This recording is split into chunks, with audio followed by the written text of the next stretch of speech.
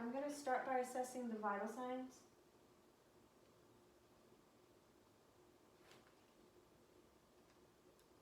I'm going to listen to the heart rate, the apical heart rate, the apical pulse.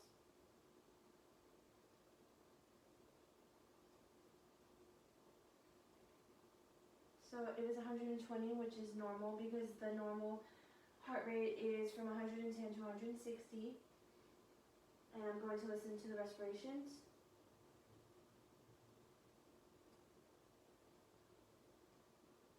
And they were 40, which is normal because the normal rate is 30 to 60. I'm going to assess for any pain, and the baby doesn't seem to be crying or having any pain. And I'm going to assess the rectal temperature first.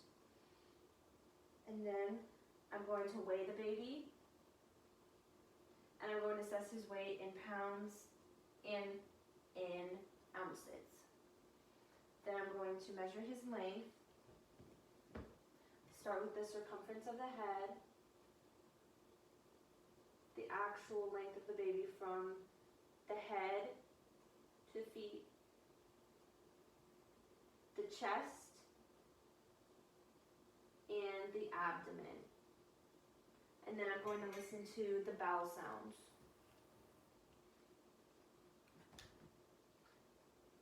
And we're going to have assessed the length in centimeters and inches. And I can hear active tinkling bowel sounds. The next thing we're going to do is assess the skin color. So the baby came out vigorous and pink. It was a nice pink skin color. He does have acrocyanosis, which means he is pink in the center and has blue extremities, but that is normal for a baby. The texture is very soft and the turgor is very moist, unlike a preemie baby, which would have very sticky skin. But this baby is very sticky, moist, very nice. There is lanugo on the back, but that's normal because that will eventually fall out as you bathe the baby and as he grows. And then there's no rashes, but there is Mongolian spots on the buttocks, which is a normal sign. There's nothing wrong with that. And there is vernix cavernosa, but that's normal because of coming out the hormones of the mom. So we don't want to clean all of it, but it's going to look like cottage cheese. The next thing we're going to assess is I'm going to get my pin light, and I'm going to assess the blink, and the baby is reacting to the light and constricting. The pupils are constricting. I can see a red reflex, and that is normal. Then I'm going to assess his neurological status.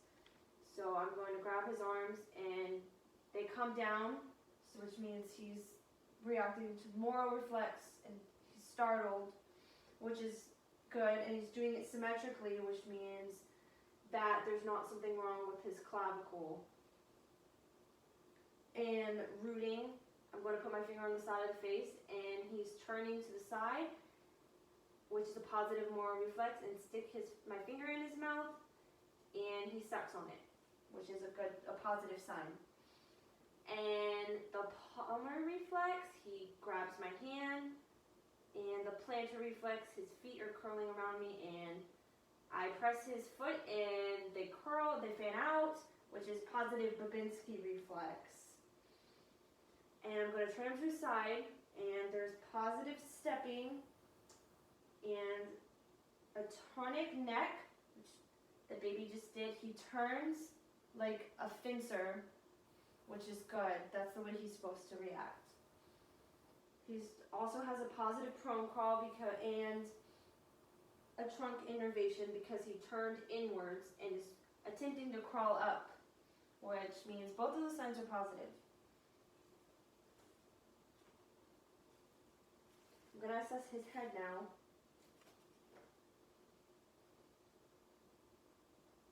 So the baby's head is normal cephalic. He does have a slight cone head, but that's normal. The circumference I already measured in inches and in centimeters. There's not much molding, but the fontanelles are very flat, and that is a good sign because there is also no cephalohematoma, and there is no caput, which means there's no edema. For the face, he is a little pink, looks normal generally. There's nothing, no marks from forceps or vacuum because he was delivered vaginally with no complications. He has a little milia, but that's normal because those are just the sebaceous glands.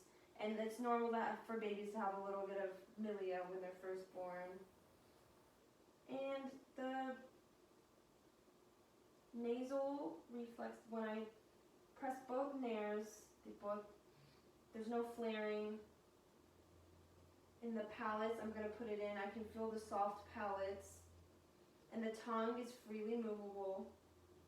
The ears, I see no skin tags.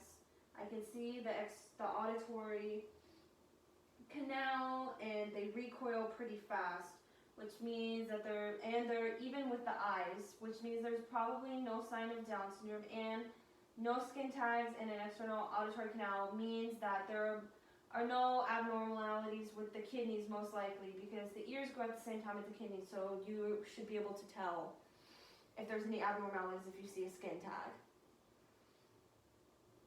And the baby reacts when the mother calls its name, which means that the baby does not have any hearing problems. He can hear his mother's voice and react to it, so there's nothing wrong with that.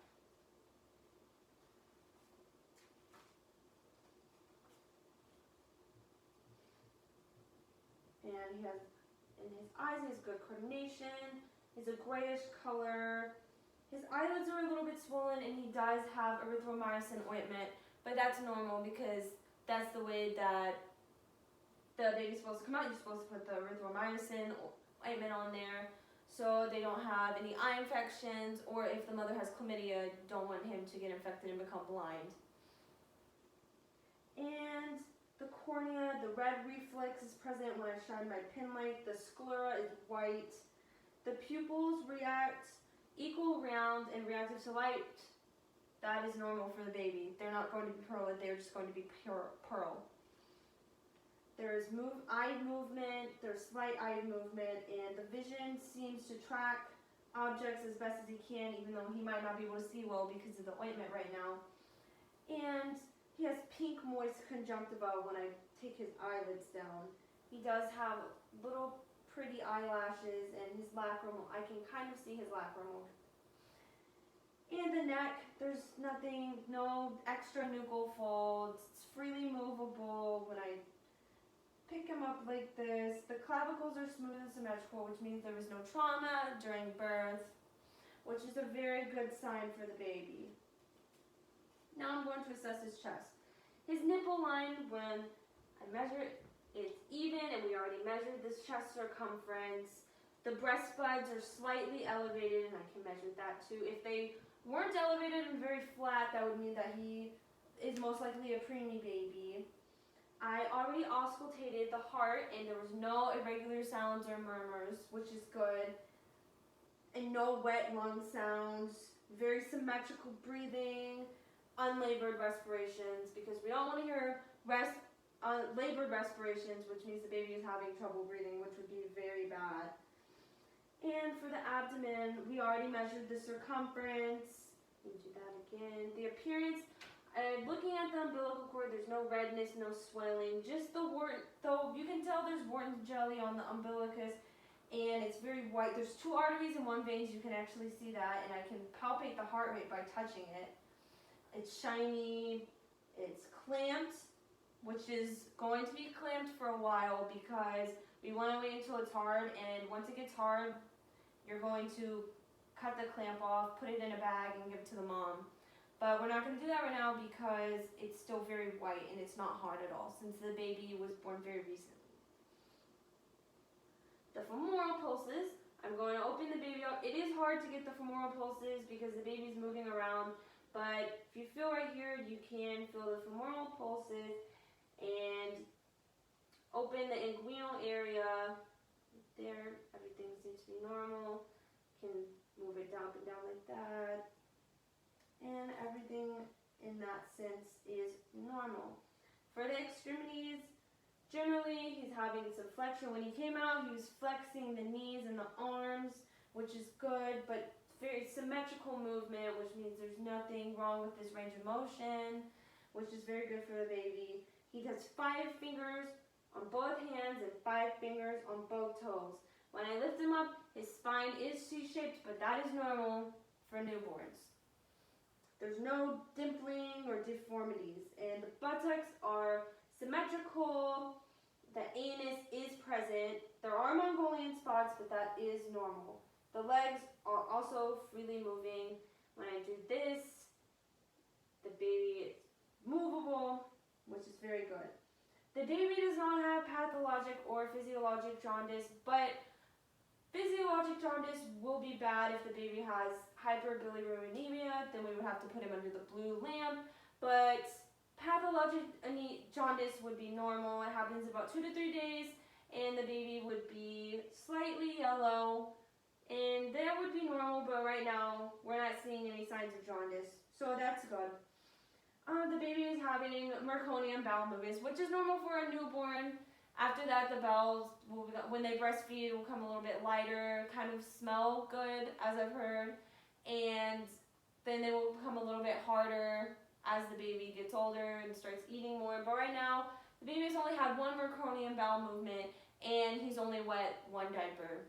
So that's 1 void and 1 bowel movement so far, which is not abnormal. That's good.